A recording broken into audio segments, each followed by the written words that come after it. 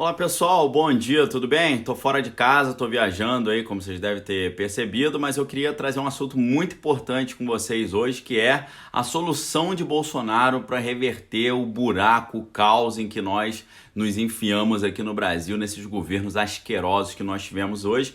E para fazer referência a esse tema de hoje, eu vou me reportar a um artigo do cientista político Fernando Schuller, que ele trouxe um assunto que é da tutela do Estado à corresponsabilidade. Então, a corresponsabilidade seria a solução de Bolsonaro para fazer isso. O Fernando Schuller diz que não foi o Bolsonaro que inventou isso, mas, na minha opinião, Bolsonaro criou esse modelo, tá? Ele é o grande pai desse modelo. E aí, se a gente pensa, né, a questão da corresponsabilidade como a solução, um novo sistema de governo, ele vem para substituir a tutela governamental. Antes então da gente falar sobre corresponsabilidade, eu gostaria de falar sobre a tutela governamental. Esse conceito de tutela vem a partir de um autor que é o Sérgio Abranches, que falava sobre uma coalizão majoritária, ou seja, o presidente ele governava fazendo uma coalizão, criando uma maioria, tá? Essa ideia foi criada no final dos anos 80, exatamente naquele contexto de redemocratização, quando eles estavam pensando como fazer um governo depois do governo militar, um governo democrático que funcionasse. E aí, esse governo é mais centralizador, o poder fica mais centralizado na mão do presidente. Esse é o regime antigo que vigorou até Dilma Rousseff, na verdade até o último governo do Michel Temer ali, substituindo a Dilma, empichada, né, depois. Então, o governo mais centralizador é a iniciativa ou ordem ou mando presidencial. E aí a ideia é o quê? É formar a maioria fazendo o quê? Distribuindo ministérios e posições estatais e, no final das contas, também outras medidas mais criminosas e corruptas, né? Esse modelo, por exemplo, o que ele fez? Ele procrastinou reformas estruturais, ele levou o Brasil ao colapso fiscal e a um quadro agudo de fragmentação e clientelismo partidário, tá? Então esse era o sistema antigo. Como é que era o sistema antigo? O presidente governava fazendo o quê? Tentando construir maioria no Congresso. Para construir essa maioria no Congresso, ele tinha que negociar cargos, negociar lugares nas estatais, fazer toma lá da cá, troca de favores e por aí vai.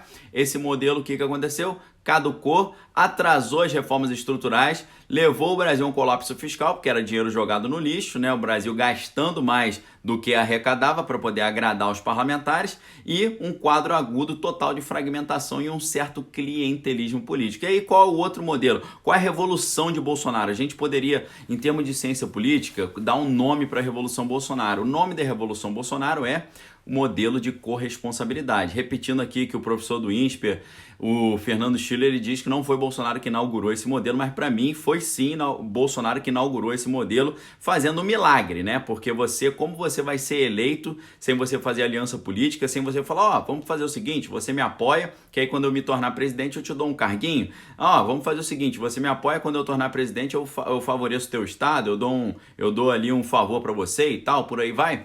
Bolsonaro conseguiu se eleger sem fazer essa troca de favores. Isso é praticamente um milagre. Como é que o cara vai conseguir se eleger sem apoio de outros partidos políticos, sem apoio dos grandes da política, sem apoio da grande mídia, sem apoio do grande capital, sem grandes investimentos, sem rabo preso, com total autonomia para escolher a sua cartela ministerial, a esplanada dos ministérios sendo escolhida com total independência. Isso é uma revolução.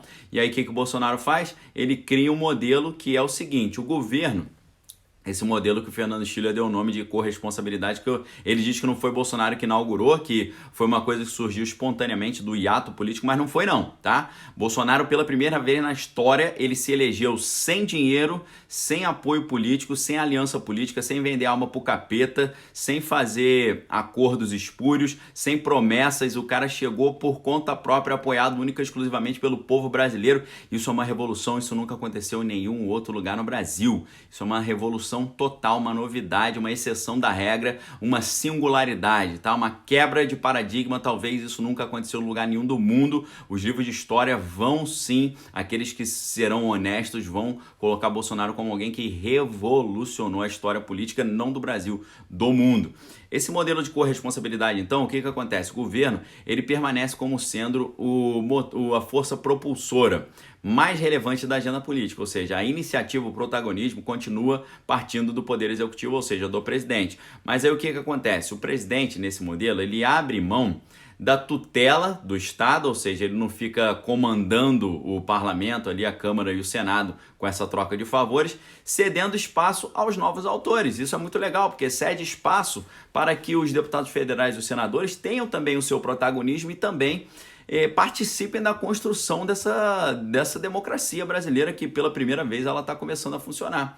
E aí o que acontece? Ele abre mão dessa tutela e cede espaço a esses novos atores. Ele consegue sim formar a maioria, mas o processo deixa de ser automatizado e burocratizado daquela forma de troca de favores, de nomeação de cargos e por aí vai. Então esse modelo é um modelo maravilhoso porque ele abre espaço para um protagonismo compartilhado.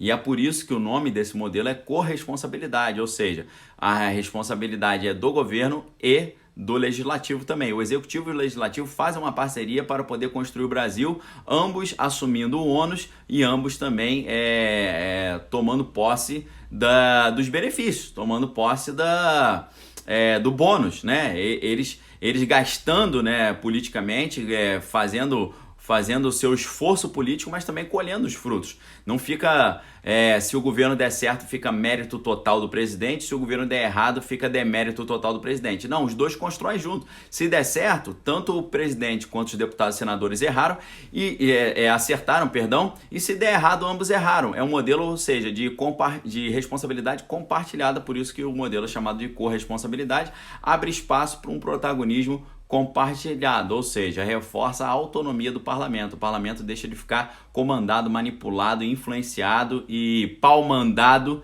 da presidência na troca de favores ali naquele toma lá da cá.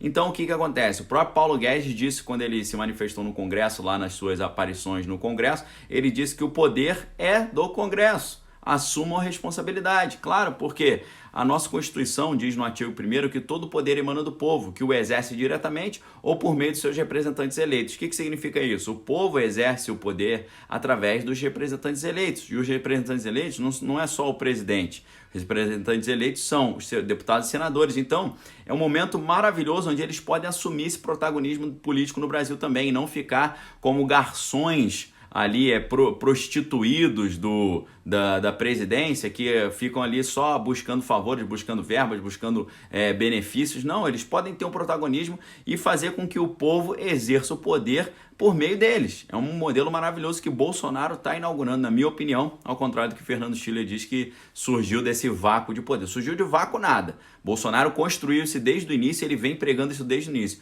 Eu vou chegar ao poder sem rabo preso com ninguém para eu poder escolher um ministério técnico. Em vez de eu escolher pessoas para troca de favores, para retribuir o favor do apoio que eles me deram, eu vou escolher pessoas que são especialistas nas suas áreas. Isso é uma revolução, isso nunca houve no Brasil, isso é uma coisa completamente inédita, tá?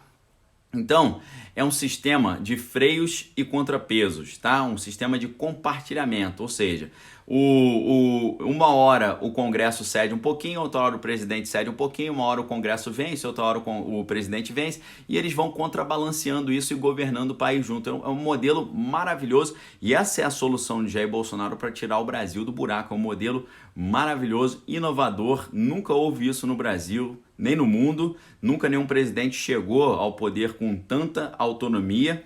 E é melhor do que a outra estratégia, que é a estratégia Going Public. A estratégia Going Public significaria quando um líder é muito popular, um presidente chega ao poder com muito apoio, e aí o que ele faz? Ele governe com pressão social, ou seja, ele fica dependendo do povo nas ruas para pressionar o governo.